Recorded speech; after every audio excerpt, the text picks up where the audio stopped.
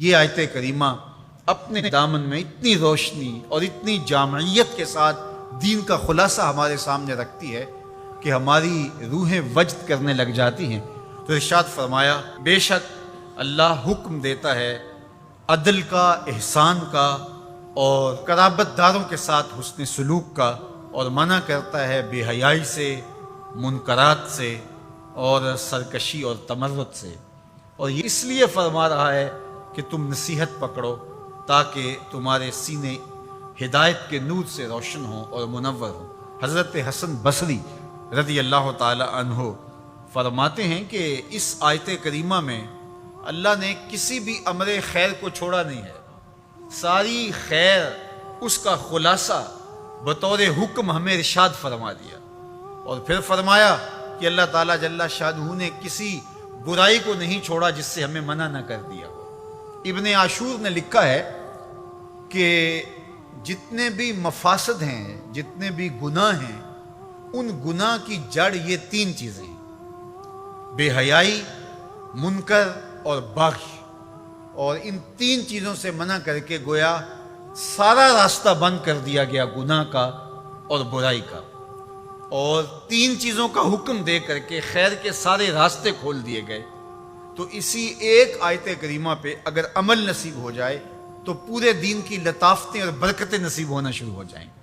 تو تین چیزوں کا حکم دیا کرنے کا، ان اللہ یامر بالعدل، بے شک اللہ عدل کا حکم دیتا ہے، انصاف کا حکم دیتا ہے۔ اگر تم نجات پانا چاہتے ہو تو غصے کے اندر بھی اور سرشاری کے اندر بھی تمہیں عدل سے، انصاف سے کام لینا پڑے گا۔ تو ہمارا دین ہمیں عدل سکھاتا ہے، اور قیامت کے دن 7 اشخاص جن کو اللہ اپنے عرش کا ٹھنڈا سایہ عطا فرمائے گا، ان میں سے پہلا شخص حضور نے ارشاد فرمایا امام عادل، وہ شخص جو عدل و انصاف کرتا ہے، وہ امام، وہ حاکم جو عدل سے امور سلطنت نبھاتا ہے، کل قیامت کا دن ہوگا، کوئی سایہ نہیں ہوگا، اللہ اسے اپنے عرش کا ٹھنڈا سایہ نصیب فرمائے گا۔ روایت میں آتا ہے کہ قیامت کے دن جو بادشاہ ہوں گے، حکمران ہوں گے، ان کے ہاتھوں میں ہتھ کڑیاں ہوں گی، اور ان کو یوں میدان حشر میں لایا جائے گا۔ اگر انہوں نے عدل کیا ہوگا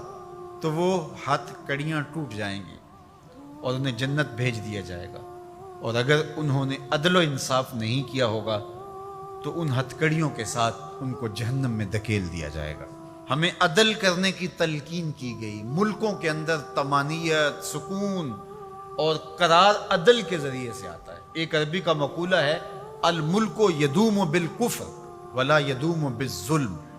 ملک کفر کے ساتھ تو قائم رہ سکتے ہیں لیکن ظلم کے ساتھ قائم نہیں رہ سکتے۔ علماء نے عدل کے حوالے سے یہ بات بھی لکھی ہے کہ اس کا مطلب اللہ نے ہمارے اوپر جو بھی فریضہ عائد کیا ہے اس کو پورا کرنا یہ عدل کہلاتا ہے۔ لوگوں کی امانات کو ادا کرنا یہ عدل کہلاتا ہے۔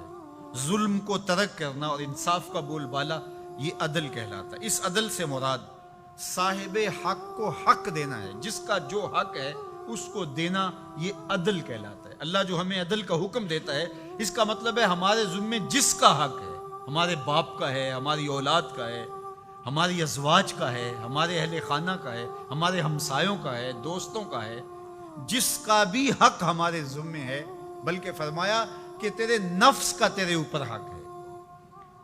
حدیث طویل ہے کہ حضور علیہ الصلوۃ والسلام نے فرمایا ان لربک علیک حقا، تیرے رب کا تیرے اوپر حق ہے، ولنفسک علیک حقا، اور تیرے نفس کا تیرے اوپر حق ہے، ولأہلک علیک حقا، اور تیرے اہل کا تیرے اوپر حق ہے، اور ایک حدیث کے لفظ ہیں ولزوجک علیک حقا، اور تیری بیوی کا تیرے اوپر حق ہے، فآت کل ذی حق حقا، ہر صاحب حق کو تو نے حق ادا کرنا ہوگا۔